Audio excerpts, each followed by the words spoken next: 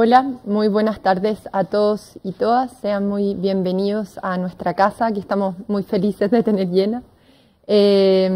Nos convoca hoy día el lanzamiento, la presentación de una nueva edición de Aristóteles, escrita por el profesor Alejandro Vigo, que tenemos la suerte de que nos esté acompañando acá hoy día en una conversación con Christian Barken. Pero además este evento se enmarca en la celebración de los 15 años del IES, así que esta es la primera de muchas fiestas que van a venir. Así que nada, es una gran alegría para nosotros tenerlos acá, así que muchas gracias por su presencia a cada uno. La dinámica de la actividad va a ser la siguiente: primero vamos a presentar un video, luego nuestro director ejecutivo Claudio Alvarado va a decir algunas palabras. A continuación van a conversar nuestros dos comentaristas, autor y entrevistador, para cerrar finalmente con el muy esperado cóctel que después de 2 años de pandemia podremos tener de nuevo. Eso, muchas gracias. El IES nace hace 15 años en un contexto que demandaba una profunda renovación en el plano de las ideas. La revolución pingüina primero y el movimiento estudiantil después exigían un trabajo intelectual serio y a largo plazo. Hace 10 años Chile todavía podía gobernarse en torno a bloques más o menos conocidos y consolidados, y se produjo un lento proceso de fragmentación política que produce, por supuesto, muchas dificultades a la hora de darle gobernabilidad al país. Por eso, durante estos años, formamos una verdadera comunidad intelectual, con profesionales de las ciencias sociales y las humanidades. Nuestro compromiso es con una tradición intelectual que tiene como principios centrales la justicia y la dignidad humana, la subsidiariedad, la solidaridad y el Estado de Derecho. Uno de los frutos de esas reflexiones y valores compartidos del equipo del IES es su activa participación en distintos espacios de diversos medios de comunicación. La idea es ir forjando en el día a día el aporte del IES para el largo plazo. Desde el 2015 más o menos nosotros venimos trabajando en temas constitucionales con una mirada lo más constructiva y dialogante posible, pero también crítica cuando tiene que ser necesario. Siempre debemos defender la separación de poderes y los otros pilares de una república democrática. Nuestra apuesta es por el trabajo de largo plazo y por eso en el centro del IES está su editorial. Hemos publicado más de 30 libros a los que se suma nuestra revista Punto y Coma, donde confluyen distintas voces para generar una conversación honesta alrededor de las ideas. Nuestra casa es un punto de encuentro. Nuestro compromiso siempre ha sido un diálogo con identidad. Al poner nuestras ideas en contacto con otras, enriquecemos el debate y logramos esto que es cada vez más difícil, que es dialogar con quienes piensan distinto. O sea, por nuestra casa, por ejemplo, han pasado premios nacionales, intelectuales de renombre internacional, políticos del más diversos signos, gente del mundo de la cultura. En estos 15 años, el IES ha logrado consolidarse como una voz constructiva. Nuestro desafío es llegar con nuevas ideas a nuevos espacios, siempre con espíritu reflexivo y buscando aportar al bien de Chile y sus debates actuales y futuros.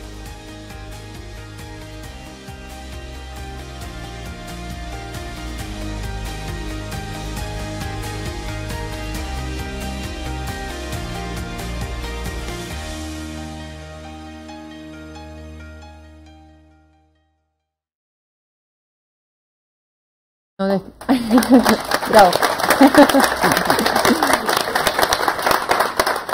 Después de este video, invito a nuestro director ejecutivo Claudio Alvarado.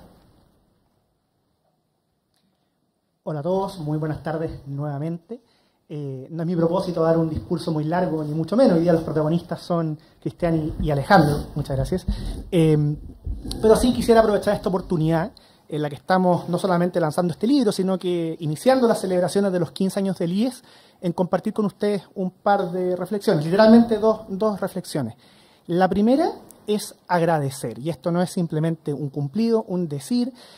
Hay mucha gente, muchas personas a las cuales tenemos que agradecer que hacen posible nuestro trabajo en el día a día del IES. Hay un equipo operativo que se ve poco, pero hace mucho. Están los investigadores que están cotidianamente participando del debate público. Está, por supuesto, el directorio, están quienes aportan económicamente a sostener este esfuerzo de aporte público desde la sociedad civil. Está la Fundación Hans Seidel, que permanentemente respalda nuestro trabajo. Y entonces, claro, hay muchas personas a las cuales tenemos que agradecer, que sustentan lo que intenta hacer el aporte del IES. Pero además, y aquí creo que hablo a nombre de todo el equipo, tenemos mucho que agradecer a nuestras respectivas familias. Trabajar en el IES es realmente un lujo en términos humanos e intelectuales, muy desafiante, pero también en buen chileno es harta pega. A veces toca escribir en las noches, estar en los medios muy temprano, los fines de semana, y bueno, todo eso también ha sido posible gracias al permanente apoyo de lo que con el equipo llamamos la gran familia del IES. Así que para todos muchas gracias, porque es realmente con todo ese soporte, y en fin, hay muchas más personas que podría mencionar, que todo lo que intentamos aportar a Chile se hace posible. Eso es lo primero, agradecer. Y lo segundo, vinculado al tema de la gratitud, es explicar brevemente el sentido de esta actividad, porque no es casual para nosotros comenzar celebrando los 15 años del IES con la presentación del libro del profesor Alejandro Vigo. Hay desde luego una cuestión simbólica, ¿cierto? Como quizás muchos saben, la primera edición de este libro, publicada justamente hace 15 años, fue el primer texto que salió desde la editorial del IES. Pero esa cuestión simbólica también tiene que ver con una cuestión de fondo, que explicaba muy bien Josefina en un tuit hace pocos días atrás difundiendo esta actividad. Y es que nuestra reflexión de la contingencia del debate público cotidiano se inspira, se nutre de reflexiones mayores. Y nosotros no podíamos celebrar sino compartiendo esa herencia. Y esto para nosotros no es ningún misterio, es muy relevante especialmente en contexto en que hay quienes creen que no tenemos nada que agradecer el pasado, que hay que partir la vida social desde cero. Nosotros, en cambio, reconocemos explícitamente nuestra gratitud con las generaciones anteriores, nuestra gratitud con las ideas matrices de la civilización occidental, no porque sean perfectas, pero sí porque estamos convencidos que cualquier construcción tiene que partir desde aquello que nosotros hemos heredado. Y por tanto, ese es un motivo muy poderoso también para explicar por qué estamos celebrando hoy día, partiendo la celebración de los 15 años del IES, conversando sobre Aristóteles con Alejandro y Cristian. Así que muchas gracias por acompañarnos, estamos muy contentos, y tal como decía Josefina, esto termina con un ansiado cóctel después de 2 años que esperamos también que disfruten con nosotros. Muchas gracias.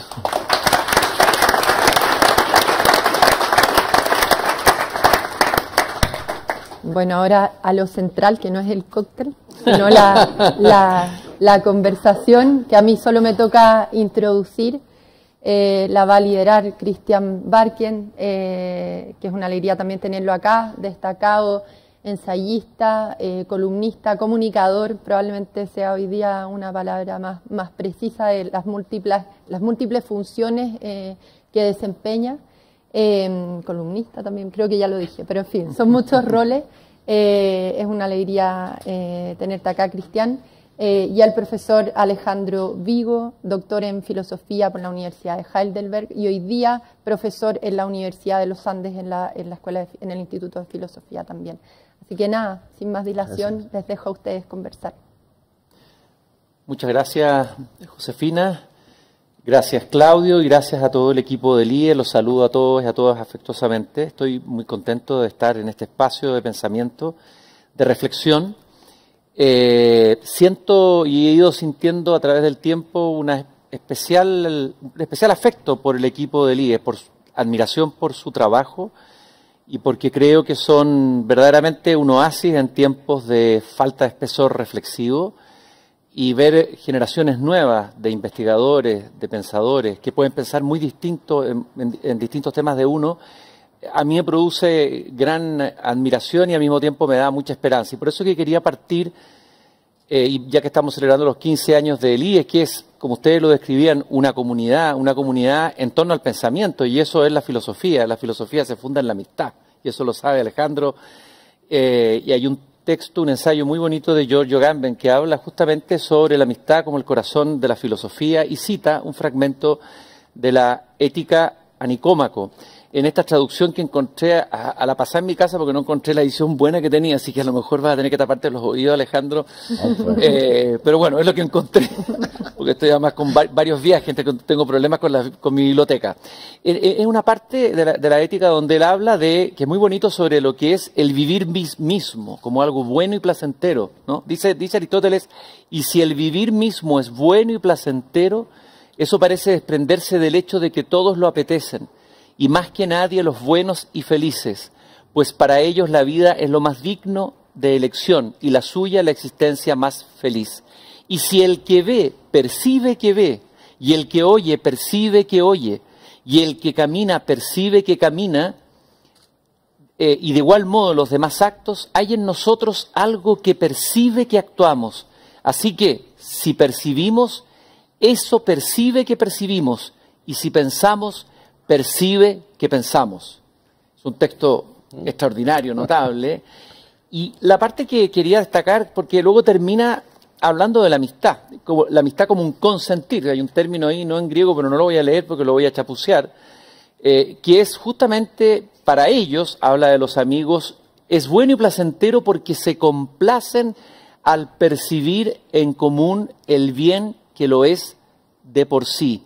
Y si el virtuoso está dispuesto hacia el amigo como lo está hacia sí mismo, pues el amigo es otro yo, entonces, tal como para cada uno su propio ser es digno de elección, de igual modo también lo es, o poco más o menos, el del amigo. Claudio decía, relevaba un hecho que nos toca ver en nuestra sociedad, ese desprecio profundo y poca gratitud con el pasado. La verdad es que leyendo de nuevo estas fuentes y comparándolas con textos crípticos que uno lee en el festín de la posmodernidad, le puse festín para no colocar una palabra más agresiva, de una filosofía que ha perdido esta belleza, esta claridad, esta potencia, este rigor y al mismo tiempo este vuelo, ¿no? Entonces por eso quise partir, porque es importante conectarse con la fuente, y en ese sentido quiero agradecerle a Alejandro. Hemos conversado otras veces, hace años, alguna vez hablamos también sobre Aristóteles, pero yo como lector ingenuo de filosofía, me encanta leer filosofía, pero lo hago como lector ingenuo, he disfrutado mucho tu libro, Alejandro. Me han surgido muchas preguntas, lamentablemente tenemos un tiempo acotado, así que voy a tener que controlarme, voy a tener que retener ahí. Y espero que en el contexto de este percibir juntos, de estar juntos en la amistad, que es el corazón de la filosofía, que así lo siento yo con ustedes y con quienes me acompañan aquí en La Testera, vamos a ir fluyendo en ese espíritu. Lo primero que quería preguntarte, Alejandro, a veces es la amistad en Aristóteles, si nos pudieras dar un vislumbre. Ya. Bueno, primero déjame agradecer también a mí, ¿no? Esta ocasión, la gente del IES con la que tengo relación desde hace muchísimos años, Claudio, Daniel Mansuy, Josefina, bueno, todos, Joaquín, muchísimas gracias por no solo haber acogido el libro en la primera edición, sino ahora atreverse a reeditarlo, una cosa realmente quijotesca. Es cierto que tiene algún agregado, lo que sea, pero digo, bueno, reeditar Aristóteles en los tiempos que corren, pero esta gente va por estas cosas, ¿no? Sí. Y no hay nada que hacer, no hay como aleccionarlos acerca. Entonces yo quiero agradecer muy sinceramente. Como va a haber un cóctel, pienso que la gente tan mal no lo va a pasar finalmente, y está Cristian, que a todas las conversaciones le da un aire impresionante, así que yo puedo esfumarme bastante aquí. Entonces, muchísimas gracias, agradecer para mí también es algo fundamental. Aquí déjenme citar a Heidegger, que en el fondo hay una expresión de Heidegger que tiene que ver con que pensar es un modo de agradecer, ¿no? Y entonces, en ese sentido, pienso que eso es primordial. Y bueno, y también agradezco también poder conversar contigo nuevamente, lo hemos hecho muchas veces y siempre un gran agrado. Bueno, la amistad, es decir, bueno, yo diría que, vamos a decirlo de una manera sencilla, en la ética aristotélica, o digamos de una manera menos acartonada, en la manera que Aristóteles tiene de poner en discurso una comprensión de qué es la buena vida, porque de eso se trata la ética, uno de los pilares fundamentales del bien humano es la amistad. La amistad, que Aristóteles la toma como una virtud, o sea, como una excelencia del alma, ¿no es cierto? Es decir, somos excelentes cuando cultivamos ciertos bienes, ciertas disposiciones del alma. Uno de ellos, y fundamental, es la amistad. A la amistad Aristóteles dedica un espacio comparativamente muy largo en la ética, mucho más que a otras virtudes que a lo mejor a nosotros nos parecerían, en principio, las primeras que se nos ocurren porque además son mucho que ver con la dimensión comunitaria, tanto en el nivel, digamos así, de la interacción personal más elemental, la familia, etcétera, pero también la comunidad política. El tema, digamos, el hilo conductor entre ética y política en Aristóteles viene dado muy probablemente, o uno de ellos, por el hilo de la amistad en esos distintos niveles de expresión, digamos eso, ¿no? Y tú marcabas un texto que además hace énfasis en una estructura que a mí me parece fenomenal, fenomenológicamente, que es cómo en la amistad hay una dialéctica positiva de alteridad e identidad. El amigo es otro, pero es otro como yo, es un alter ego, a través del cual yo descubro también lo mejor de mí mismo. Porque sin la mirada del amigo, que se complace, digamos así, en mí y yo en él, probablemente yo no estaría en condiciones de descubrir plenamente quién soy yo. Esa interacción comunitaria en esos niveles, que no tiene nada que ver con la legislación ni todas esas cuestiones, a veces ponemos en el foco de la política, yo creo que es un tema central de todo el pensamiento práctico de Aristóteles, ¿no? Y que los buenos aristotélicos políticos recuperan. Uno podría hablar, por ejemplo, de la amistad cívica. Claro, exactamente. ¿Tan perdida en estos tiempos? Tan perdida, absolutamente ausente. La dialéctica, digamos, que hoy impera es la de amigo y enemigo, que por definición es la abolición de la amistad cívica, ¿no? Es decir, si uno dice, bueno, para estructurar el discurso social hay que partir de la dialéctica amigo y enemigo, lo que estamos diciendo es que hemos abolido, digamos así, un discurso público orientado a partir de ese humus de la amistad cívica. Alejandro, hay un capítulo al comienzo de la biografía, hay mucha leyenda sobre Aristóteles, probablemente no tanta fuente de información, tú lo dices con mucha precisión cuáles son esas fuentes, pero hay ciertas cosas que me gustaría preguntarte, que son curiosidades, más que nada, pero por ejemplo, la relación entre Platón y Aristóteles, ¿qué sabemos de esa relación? Y tú afirmas ahí, te haces la pregunta, me parece en el texto que lo anoté, si era un radical opositor Aristóteles a Platón, o un genuino discípulo. ¿Cuál es tu mirada de eso? Bueno, eso es una pregunta que recorre toda la historia de la filosofía occidental, ¿no? En las explicaciones más manualescas se tiende a presentar la relación de Platón y Aristóteles, déjenme decirlo de una manera un poquito trivial, como si fuera la de Boca y River, ¿no es cierto? Uno se apunta, claro, o la U y Colo-Colo, lo que quieran. Pero uno se apunta a un bando, entonces no está en el otro, ¿no es cierto? Tampoco hay ningún género de amistad. Eso no tiene nada que ver con lo que fue el contexto, digamos así, de la relación de Platón y Aristóteles. Hay que recordar biográficamente que Aristóteles llega a Atenas, porque era un extranjero, un muchacho prometedor de provincias, ¿no es cierto? Vamos a decirlo así, que llega a estudiar en la crème de la crème de el faro de Grecia, ¿no es cierto? Culturalmente, que es Atenas. La Hélade de la Hélade, como decían, ¿no? Bueno, llega con 17 años y se va a los 37 de la academia, solo a la muerte de Platón. Es decir, que no ha habido biográficamente nunca un distanciamiento entre Aristóteles y Platón que fuera notorio, y cuando Aristóteles abandona la academia, eso tiene que ver con muchas cosas. Una de ellas es que Aristóteles, como meteco, como un desplazado que no era ciudadano ateniense, no podía heredar terrenos ni nada por el estilo en Atenas. El sobrino de Platón, Espeusipo, en cambio sí. Y además había ciertamente un giro en una dirección que probablemente Aristóteles, hasta donde podemos saber, junto con Genócrates, no validaban del todo, que es un giro pitagorizante y matematizante de la academia, ¿no? Con el que Aristóteles evidentemente no estaba muy de acuerdo, por lo que podemos ver. Pero la relación entre platonismo y aristotelismo, digamos, se puede pensar de muchos modos. A mí me gusta pensarla de la siguiente manera, que el aristotelismo y Aristóteles es un platonismo reformado, no es antiplatonismo. Para poder fundamentar eso hay que entender el platonismo de cierta manera, ¿no? Pero veámoslo en su contexto histórico, no en lo que pasó muchísimo después. ¿Qué era ser un académico? ¿Qué era ser un discípulo de Platón? Alguien que estaba en esa empresa intelectual, probablemente la primera universidad o como se le llame. Era ser alguien que se oponía a programas del tipo de los que presentaban filósofos naturales como Demócrito, Anaxágoras y otros así, que decían que el cosmos, que por definición en griego es un orden, podía ser producto de una necesidad ciega o del azar, de fuerzas que no apuntan a nada. El programa aristotélico, el programa platónico, del cual Aristóteles es un continuador, es mostrar que eso no puede ser. Que un cosmos no puede ser explicado como un mero emergente, digamos así, de fuerzas ciegas, que podemos llamar azar o necesidad, que son lo mismo en definitiva. Y sostener que la realidad material es inteligible, es comprensible, que tiene aspectos formales que pueden ser comprendidos. Después la discusión acerca de esas formas hay que pensarlos como inmanentes a las cosas, trascendentes y ejemplificadas por las cosas. Es una discusión intraacadémica. Pero en la medida que Aristóteles defiende la presencia de formas en la naturaleza, está del comienzo hasta el fin de su filosofar en la línea platónica. ¿Y en qué punto? Porque también el discípulo, para superar al maestro, a veces no es que lo destruya, no es que haya que matar al padre como está de moda hoy día, ¿no es cierto? No vamos a hacer esa afirmación de mal gusto lacaniana, sino que ¿Qué punto filosófico tú crees, dónde se produce un quiebre, pero en el sentido de contenido filosófico importante? ¿Dónde lo estarías tú? Hay muchos. A ver, el más importante. Había discusiones al interior de la academia que son de alto nivel técnico.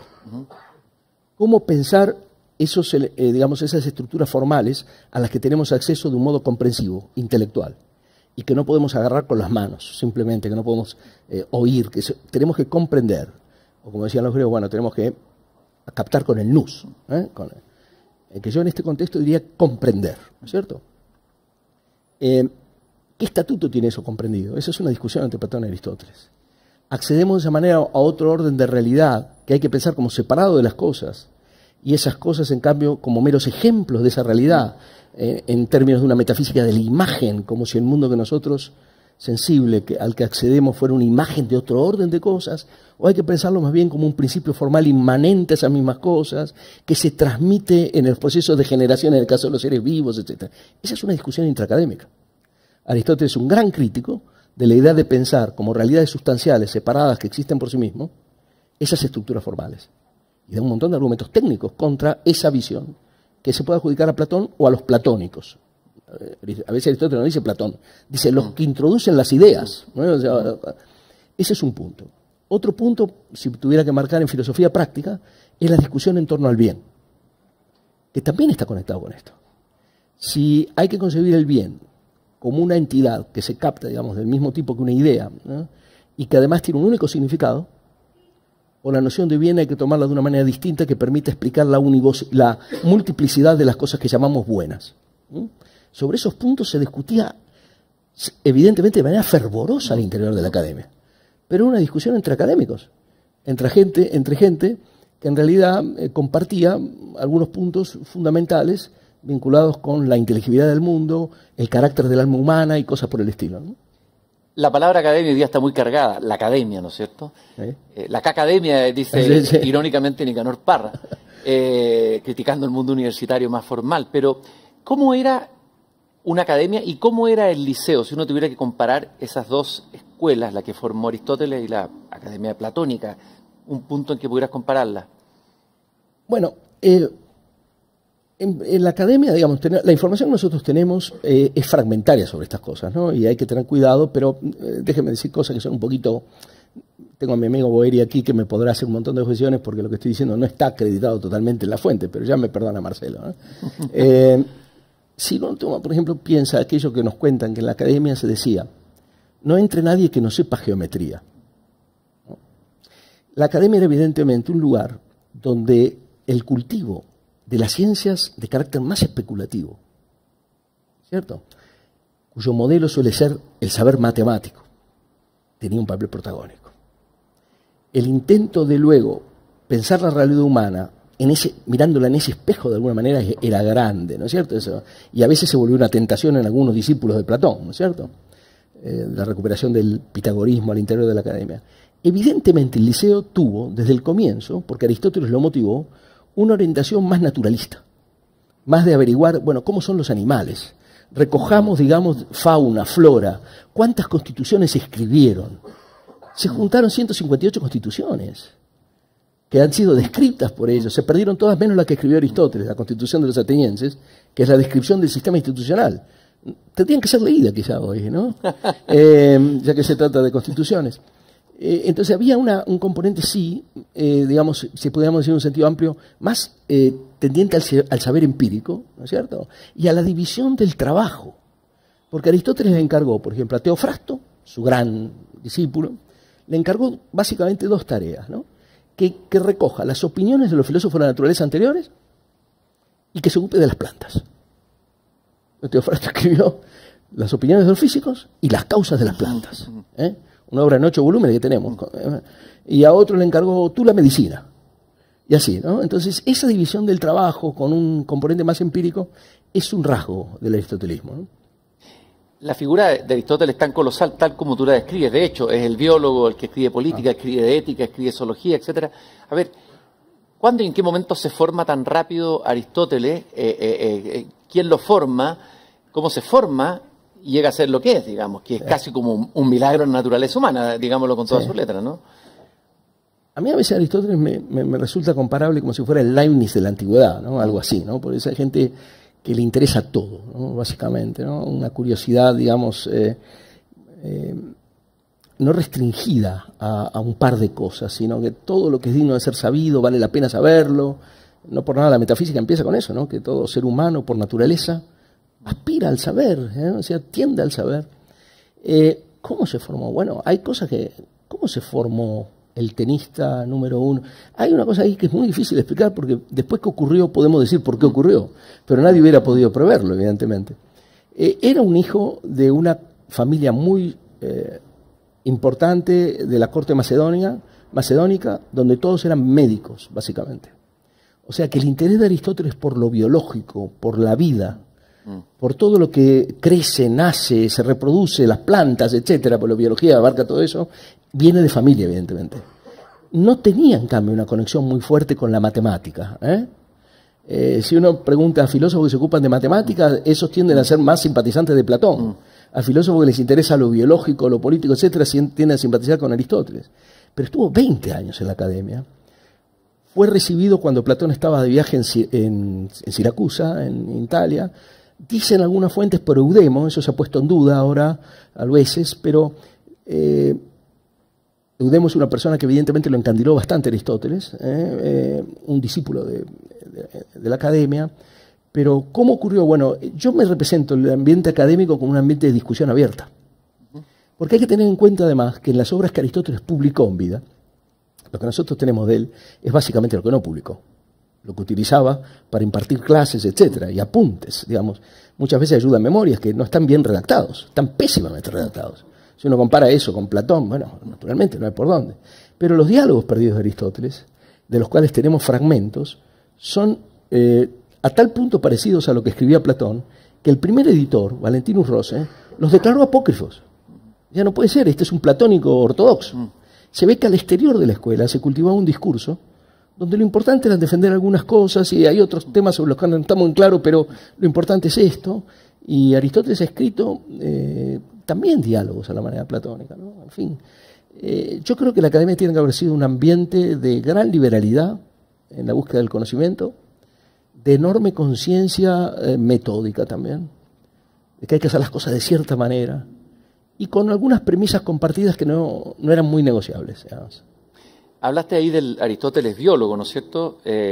O sea, la biología y la zoología, lo que yo entendí, dar un salto cualitativo desde Aristóteles en adelante. Darwin hace un elogio de Aristóteles, y está el Aristóteles de la psicólogo, no psicólogo, pero que abre un camino o empieza a abrir un camino a la psicología, y me gustaría así brevemente hablar del alma, y qué es lo que aporta Aristóteles, y cuál es el salto cuántico que se produce ahí en el tema del alma, la psique.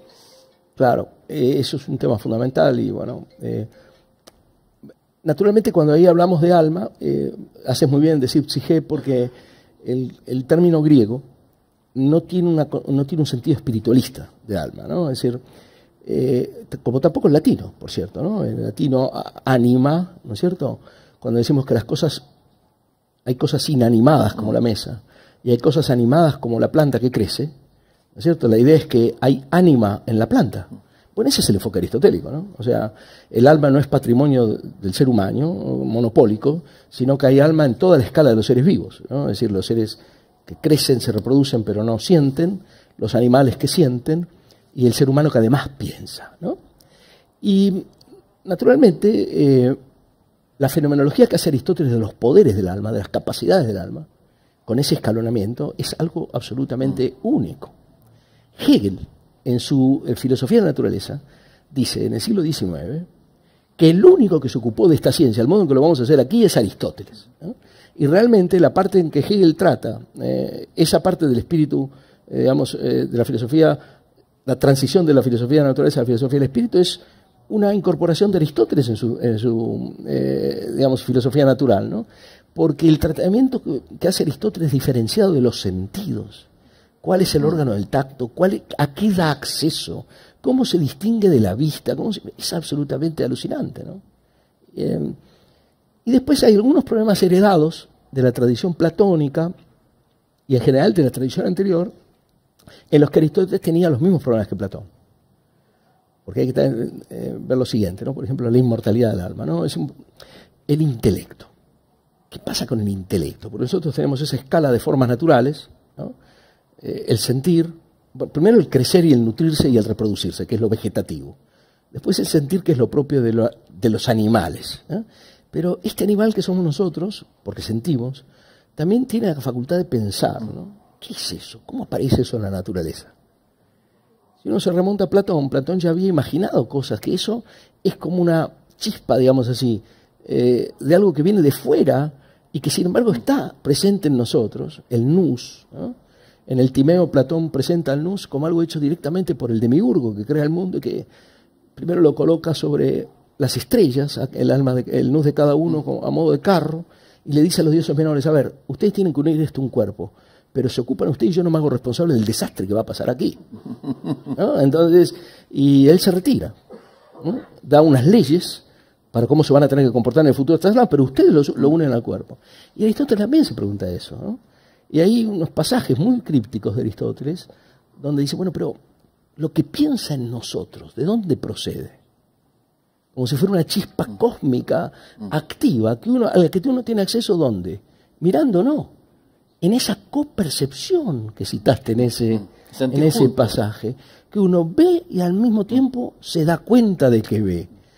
Uno oye y se da cuenta de que oye. Bueno, esos misterios lo mantuvieron en vilo toda su vida. Alejandro, hablamos del biólogo, del psicólogo, pero desde luego el metafísico, ¿no? El hecho del conocimiento, del que tú hablas ahí en el libro, y sobre todo quiero detenerme en esa forma superior de conocimiento que yo creo que Aristóteles la releva y la coloca en un lugar que tal vez es muy importante, me imagino, para lo que viene después, ¿no es cierto?, que es el conocimiento de carácter teórico. Sí. Y la sofía, que es una palabra también ambigua porque nos lleva a la idea del sabio, sabiduría, sí, pero tal vez Aristóteles la plantea en otro momento. A ver, ¿qué pasa ahí en Aristóteles con el tema del conocimiento teórico? ¿Qué lugar empieza a ocupar y qué mirada tiene sobre eso? Ahí me gustaría también hacer una historia platónica. Si uno ve la palabra teoría, ¿no es cierto? El contexto original de la palabra teoría no es la filosofía, es la contemplación estético-religiosa. Por ejemplo, en el Fedón de Platón, al comienzo, a Sócrates ya lo han condenado, pero no lo pueden ejecutar porque no se podía llevar a cabo ninguna sentencia de muerte, mientras un navío que se enviaba a Delos no iba y volvía, iba al santuario de Apolo a depositar una ofrenda, ¿no? Ese navío que va ahí a depositar una ofrenda es una teoría. Una teoría. O sea, nosotros jamás diríamos eso, ¿eh? ¿Qué tiene que ver con...? ¿Qué iban a hacer? Un acto de ofrenda ahí, un acto contemplativo de carácter estético-religioso, ¿no? Ese sentido de teoría, ese que está en Platón, naturalmente, por doquier, cuando Platón habla de que el ver lo ideal es un teorein, es un noein, pero es un teorein eso, ¿no? Que no es solamente constatar algo, sino de alguna manera eso tiene un reflejo integrativo. Es decir, yo me transformo entrando en contacto con eso, ¿no? Aristóteles no sería posible sin esta tradición, porque en el fondo, digamos así, Aristóteles, si uno quiere encontrar el sentido originario de la teoría en Aristóteles, hay que leer la poética. El ver lo que ocurre en el escenario trágico, en la tragedia, es un teorein. Es un contexto en el cual uno hace un ejercicio único, que es ver la opacidad de la praxis humana por un momento desde fuera. Y ver cómo al que está ahí le pasan cosas que no sabe que van a pasar, y es el único que no se da cuenta. Entonces, en esa omnisciencia transitoria de estar en el teatro sentado, sabiendo lo que va a ocurrir, y que el pobre al que le va a ocurrir anda perdido, uno, como reflejo, dice, cuando yo salgo del teatro estoy igual que ese. Y eso hace posible un autoesclarecimiento sobre mi condición de agente de praxis en un contexto de opacidad que no domino. Y recién después viene la contemplación eventualmente de las causas últimas del mundo. O sea que el teorein está por todos lados y tiene un culmen en el estudio de la naturaleza que termina llevando más allá de la naturaleza. Porque en realidad a eso se llega en Aristóteles tratando de comprender cómo funciona la naturaleza, de tal manera que en el intento por comprender hay un punto de carácter especulativo en el que uno tiene que dar un salto más allá de lo que puede verse directamente en la naturaleza, ¿no? Bueno, en Aristóteles lo que leí en ese capítulo es que, bueno, la vida feliz para el hombre es la vida contemplativa. ¿En qué consiste específicamente esa vida contemplativa? ¿Qué es la vida contemplativa en Aristóteles? Claro, en la Ética, en el último libro de la Ética, defiende Aristóteles dos posibles modos de vida feliz para el hombre, ¿no? Una que es la mejor y una que es second best, como se dice, ¿no? Y lo dice así, Deuteros, bueno, en segundo lugar. La vida de activación de las virtudes morales y políticas en la praxis es una buena forma de felicidad para el hombre, ¿no? Eso es el ideal de lo que después se llamó en el medioevo la vita activa. Y está el otro ideal, el ideal de la dedicación a la ciencia, al conocimiento, que es lo que se puede, digamos, el saber por el saber mismo, y eso es lo que llama Aristóteles el teorema, la vida contemplativa. Llaman después. Hay una cierta relación de tensión entre esas dos formas de vida, pero Aristóteles piensa que la vida contemplativa es la forma más alta de excelencia humana, en cierta forma por aquello a lo que da acceso.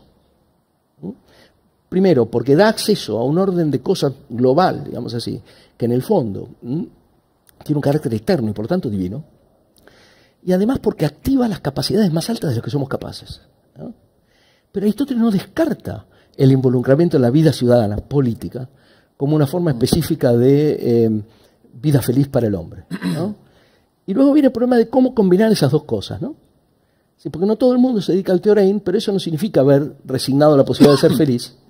Y por otro lado, el que se dedica al teorema necesita que la ciudad esté organizada de tal manera que él pueda gozar de ciertos momentos de ese ocio, no como nosotros los profesores que estamos todos cansadísimos en este momento, lo veo a mi amigo Daniel Mansubi, y hablando de estas cosas. Pero eso es algo muy interesante de cómo, digamos, las dos formas de vida reclaman, digamos, cierta interpenetración, ¿no?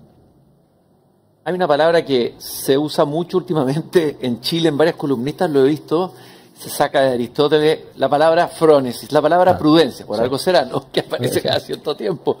Pero me gustaría que te adentraras un poquito más lo que es la frónesis en Aristóteles. Bueno, tú me haces unas preguntas a mí. Sí, sí. Y todo en un minuto, porque Josefina me va mirando ahí, tiene que ser. El cóctel. Bueno, la prudencia sería, por ejemplo, dar paso al cóctel, pero vamos a ver. Sin vos y banquete, sí. No, la prudencia, digamos, la noción aristotélica de frónesis, si la traducimos por prudencia al español, tenemos un problema que es que prudencia en español suena a cautela, ¿no? Entonces, hay usos nuestros de la palabra prudencia que no son muy representativo de lo que tiene en vista Aristóteles, porque a veces la gente dice que es demasiado prudente, eso no, o sea, uno no puede decir que es demasiado frónimos, no, eso no tiene sentido. Es sabiduría práctica. La frónesis es la forma de saber, por cierto es una virtud intelectual, es la forma de saber que permite, digamos así, orientarnos en el laberinto de la praxis humana. ¿Haciendo qué? No perdiendo de vista nunca la vida como una totalidad de sentido. Sin nunca enfocándonos como energúmenos en una sola cosa y perdiendo del horizonte todo lo demás. Por ejemplo, tengo miedo al COVID y eso focaliza mi atención solamente en eso. Y mientras tanto se me mueren los ancianos porque no van al hospital. O sea, todo lo otro me dice, bueno, si usted sale a correr es un asesino. Todo ese tipo de cosas es la negación de lo que Aristóteles tiene en vista como un comportamiento propio del frónimos. Entonces, esa es la idea aristotélica probablemente de racionalidad que más se rescató en la filosofía contemporánea, sin la cual ni Heidegger, ni Gadamer, ni muchos otros autores, pero también gente de la tradición del neoaristotelismo, hubieran podido hacer lo que hicieron, porque es una forma de racionalidad que no es ni ciencia, ni técnica, ¿no? Y que sin embargo tiene su derecho propio. Los intentos generalmente de tecnificar el orden de la praxis son intentos de sustituir la frónesis por la técnica. Y Aristóteles es un enemigo visceral de esos programas, que ya existieron en la antigüedad.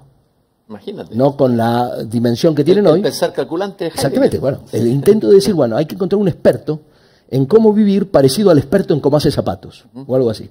Eso es imposible. Por el conocimiento técnico, que naturalmente es muy respetable, y que tiene su propio campo de legitimidad, es por definición específico. Da una competencia que no es extrapolable a otros ámbitos. Y lo propio de la prudencia es no ser específica. Es tener una visión de conjunto sobre la totalidad de la vida, individual y comunitaria. Por eso Aristóteles piensa que hay prudencia en el nivel individual, pero la prudencia a nivel colectivo es lo que se llama política. decir, la política en este sentido es una forma de realización de la prudencia, aristotélicamente visto. Y la economía, por cierto. ¿No? Claro, esto está muy lejos de lo que hoy suena para nosotros, ¿no? Pero yo te diría que es de las nociones de Aristóteles que a mí, por lo menos, me parecen más importantes y más actuales y más necesarias de alguna manera rehabilitar. Hoy día se ha dicho tanto, vivimos en un tiempo hedonista y de facilismo y de búsqueda de la felicidad que se consume rápido, ¿no? Pero si hay alguien que reflexionó sobre la felicidad fue Aristóteles, tú ya algo has dicho, y sería interesante ver qué entiende Aristóteles por felicidad y cómo esa manera de entenderla uno podría contraponerla a la manera como nosotros la entendemos, un cierto sentido común epocal nuestro. Y bueno, ese enfrentamiento me parece interesante, colocarlo frente a frente. Es un tema muy interesante. Bueno, todos los grandes filósofos griegos en sede práctica han sido teóricos de la felicidad, eudaimonólogos, ¿no? Eso vale para Platón, vale para Aristóteles, vale para Epicuro en general, ¿no es cierto? Para los escépticos, para los cínicos, en fin.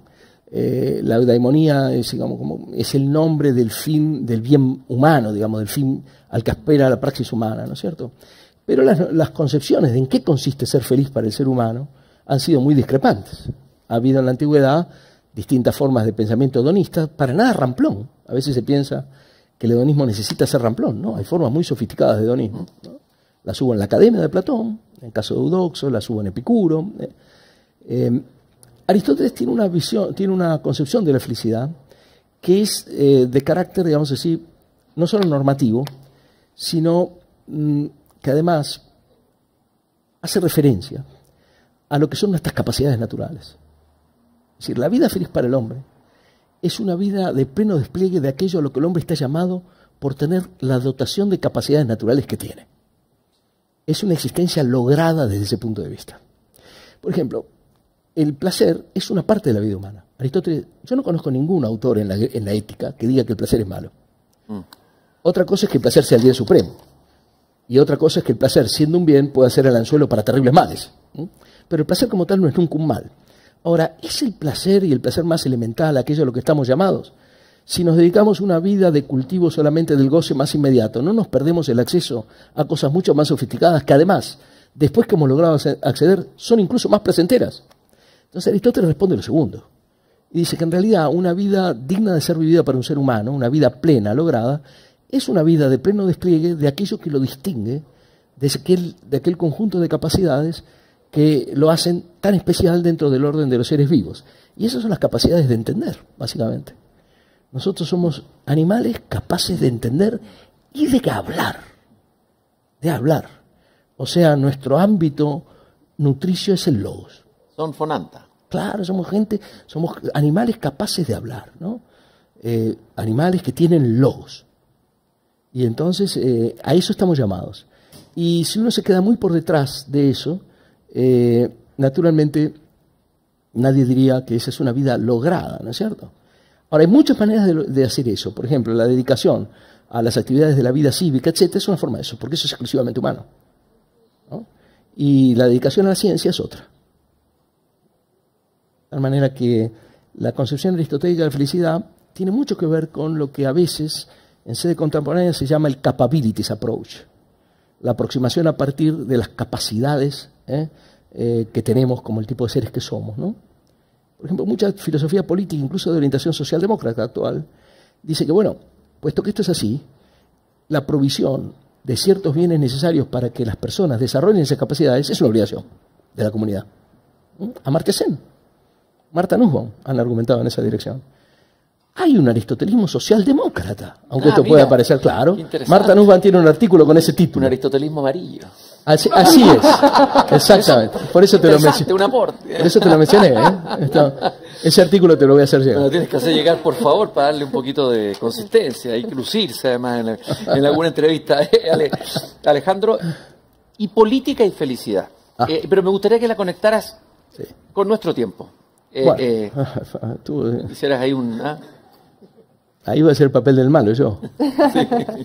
No, bueno, Aristóteles tiene claramente una visión de la política que no está para nada desgajada de la visión que acabamos de ver de la ética. Es más, el programa ético, el programa político para Aristóteles no tramos del mismo programa. Y hasta redaccionalmente la ética de Nicómaco termina diciendo, bueno, comencemos ahora. Han dividido ese libro, pero para Aristóteles, digamos así, la felicidad humana no se puede alcanzar sino en contextos comunitarios, y esos contextos comunitarios no pueden estar organizados de cualquier manera para que eso sea posible, ¿no? De tal manera que la forma de organizar la sociedad, la teoría de los regímenes de gobierno está al servicio de hacer posible un tipo de convivencia que haga posible a su vez el logro de este tipo de vida, ¿no? Pero ahora viene el lado B del asunto, ¿no? Y que es lo que aquí me distancia a mí un poquito de cierta forma de aristotelismo político, ¿no? A mí que soy un liberal descreído borgiano.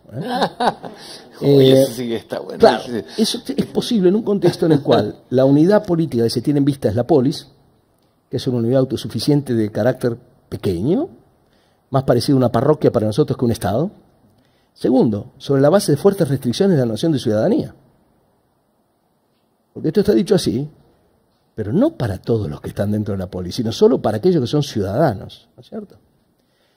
Esas dos premisas no son inesenciales al planteo aristotélico. Quiero decir, se puede lograr, digamos, mitigar los efectos de esas asunciones, se puede lograr elaborar modelos que no anclen en esas asunciones y puedan ser viables actualmente, pero no se puede perder de vista que hay un problema, ¿no es cierto? Que trasladar la estructura de la polis aristotélica a lo que nosotros tenemos, que serían aristotélicamente visto imperios propios de bárbaros, porque un país nuestro sería un imperio enorme propio de bárbaros, naturalmente, ¿no? Donde el gobierno dice que fue elegido pero hace lo que le da la gana, etcétera, ¿no? Y donde los ciudadanos no tienen ni arte ni parte, nada. Ahí tenemos un problema muy distinto. Entonces, ¿qué ocurre? En las comunidades pequeñas es más fácil aspirar a objetivos de máxima. La felicidad es un superlativo, es la mejor vida posible. Entonces, donde el nivel de identificación es como, por ejemplo, aquel en que uno se inscribe voluntariamente en algo y todos comparten ciertas inclinaciones, actitudes, deseos, etcétera, ahí es más fácil gestionar una complejidad, digamos así, virtual, pero que apunta a un objetivo de máxima compartida. Pero nuestros estados, con el nivel de diversidad que tienen dentro, con la disparidad de los proyectos de vida que albergan, etcétera, hace mucho más desafiante pensar en esos términos, ¿no?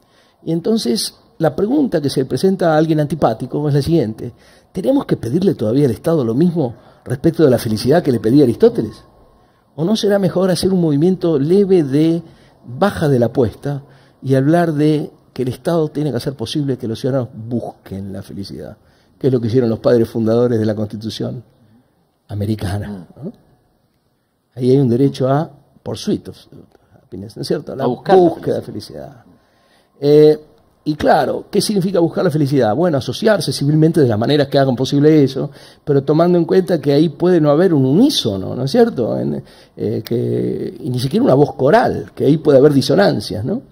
Entonces, ese es el lado B que hace que el aristotelismo político, que es una corriente actual muy importante, no se lleve a patadas, pero sí tenga una relación tensa con el liberalismo, y ahí, bueno, cada quien busca la alquimia más digerible para su metabolismo.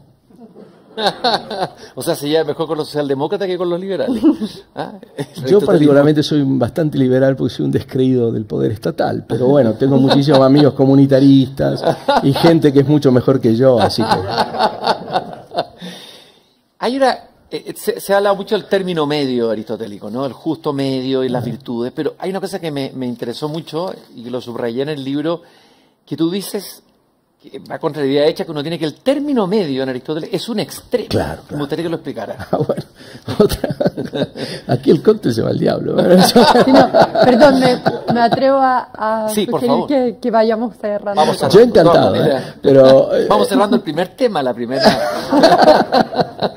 No, efectivamente, una de las maneras de entender mal lo del término medio es pensar que es un promedio. Por ejemplo, vamos a poner un ejemplo, la valentía, ¿no? Entonces, se puede ser temerario, que es el que no le tiene miedo a nada, o sea, no le tiene miedo a lo que hay que temer. O se puede ser un cobarde, que es el que le tiene miedo a todas las cosas, y entonces el valiente sería mitad cobarde, mitad temerario. No, no es eso, naturalmente, ¿no? No es un promedio el término medio aristotélico, sino que es lo más difícil de lograr. Por eso dice que es un extremo, ¿no? Es el superlativo ahí es un término medio. ¿Qué quiere decir esta doctrina del término medio como yo modestamente la entiendo? Lo que hay que poner en línea ahí es lo siguiente. Hay tipos de situaciones. Por ejemplo, la valentía tiene que ver con situaciones de peligro. Y esos tipos de situaciones están estructuralmente conectadas con tipos de respuestas emocionales. La respuesta emocional que está estructuralmente conectada con las situaciones de peligro es el miedo. La introducción de racionalidad en ese contexto y de habituación en patrones de enjuiciamiento racional de esos contextos permiten que uno ponga en línea, digamos, la reacción emocional del miedo con el carácter objetivo de mayor peligro. Es decir, que uno le tema más a lo más temible y menos a lo menos temible. Por ejemplo, voy a poner un ejemplo que no es tan intuitivo para nosotros. En el frente de batalla, alguien que muere por la patria, visto a la griega, lo más temible es el deshonor de abandonar el puesto. ¿Qué es lo temible? ¿La muerte? Bueno, ahora que los ucranianos están dando un cierto ejemplo, uno puede decir que tan obsoleto no está esto, ¿no es cierto? Entonces, un valiente, ya lo decía Platón, y Aristóteles yo creo que piensa aproximadamente lo mismo, no es alguien que no teme, es alguien que sabe finalmente qué es lo verdaderamente temible. ¿Qué es lo verdaderamente temible? Y que sobre esa base gestiona, digamos así, sus respuestas emocionales frente a las situaciones de peligro de un modo tal que acierta en cada contexto. Y eso es lo que Aristóteles llama el término medio.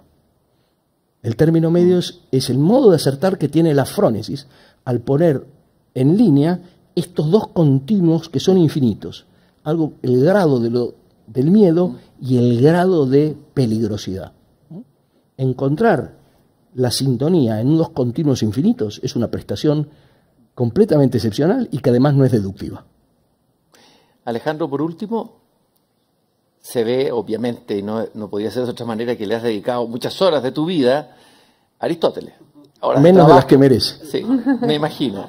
Sabía que ibas a decir eso, pero es decir, el trabajo filosófico, y lo he aprendido de mis amigos a los que he entrevistado del ámbito de la filosofía, un trabajo a veces arduo, riguroso, a veces árido, ¿no es así? A ver, ¿por qué ha valido la pena o te ha valido la pena para ti dedicarle todo ese tiempo a Aristóteles? Uno podría decir, porque sí, porque es un filósofo importante, me crucé con él, me cambió mirándolo en perspectiva. A ver, eso me gustaría saber, tu compromiso con esa filosofía y con el estudio de esa filosofía. Para mí la filosofía en general es un ejercicio de autoesclarecimiento. Es un tratar de estar más en claro sobre el modo en que uno está instalado en el mundo en que está. Y en eso uno solo naufraga a los 2 minutos. Y hay autores de los cuales se aprende muchísimo en ese intento de estar más anclado sobre uno mismo. Aristóteles está en la primera línea de esos autores, a mi juicio. Pero no es el único. Pero hay 2 o 3 autores, 4 o 5, de un calado extraordinario en ese proyecto de entender mejor cuál es mi situación en el mundo, etc. No importa que sean antiguos. Esto que estábamos diciendo ahora nosotros, del miedo, uno puede poner ejemplos de Ucrania, de la pandemia. Entonces, estos autores, si han resistido 2.500 años, 2.400 años de comentario. A ver, yo le diría, lo que voy a decir ahora es completamente incorrecto políticamente. Yo a veces le aconsejo a la gente, no lea nada, no lea ninguna cosa de la cual el autor no haya escrito algo ya hace 40 años. ¿Por qué? Porque el tiempo hace una criba. Ahora, si las mejores cabezas de Occidente, durante 24 siglos, que no son 40 años, han encontrado que estos textos eran relevantes para entender qué es el razonamiento práctico, qué es la ciencia, qué es la prudencia. Y yo a los 18 años voy a decir que esto lo voy a inventar yo de nuevo. Entonces yo creo que los grandes maestros de filosofía, que son los profesores que nos hacen ver esto, te hacen ver la relevancia de los autores, que es la capacidad de interpelar el presente de los autores. Y para mí Aristóteles fue una voz que cuando lo descubrí, yo empecé escribiendo sobre Platón, y ahora volví a Platón, porque en realidad para mí filósofo por excelencia es Platón, pero Aristóteles es un compañero de viaje imprescindible, ¿no es cierto? Para quien quiere estudiar o aprender filosofía, ¿no? Eso. Yo creo que el que no se da cuenta de eso está viendo otro canal. Alejandro, ahora la última sí que es la última. Está bien. Una vez le vi una entrevista a Bernard Pivot, que era un gran entrevistador de la televisión francesa, entrevistando a Julian Green, escritor católico, y le hace esta siguiente pregunta al final. Le dice, si usted se encuentra con Dios, ¿qué le preguntaría a Dios? Bueno, Aristóteles es una suerte de Dios en la filosofía. Si tuviera la posibilidad de hacerle una pregunta a Aristóteles, ¿cuál sería la pregunta? Aristóteles, pensé que me ibas a decir a Dios. No, te salvé. Aristóteles. Sí. Voy a hacer una broma. ¿Por qué el profesor Eguerrán no te quería nada? No, el profesor Giordani era nuestro maestro en filosofía antigua y no le gustaba mucho Aristóteles. No, yo no sé qué pregunta le haría, porque la pregunta sería, a ver, ¿me firmas un autógrafo? Muchas gracias, Alejandro, por esta conversación, por este sentir juntos. Un aplauso.